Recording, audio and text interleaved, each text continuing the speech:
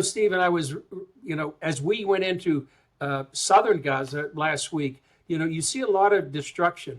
And, I think people need to understand that Hamas has used the infrastructure of Gaza from north to south as literally the largest terror base in the world.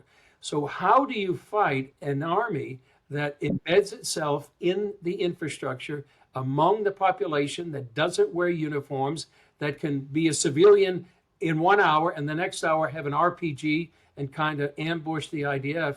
And so that's why the IDF is systematically trying to destroy that infrastructure.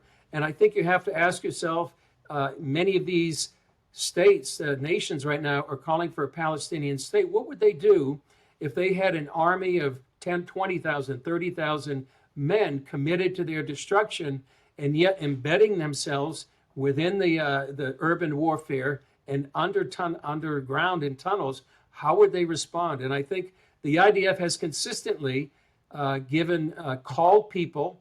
They send them texts. They give them leaflets to tell them exactly where to go. Something very few, if any, armies have ever done in warfare. And so that's why you see the destruction, and that's why you see that Israel is continuing to go. And here we are at Gaza City, could be the last major stronghold. Why it's so strategic and why it's so important.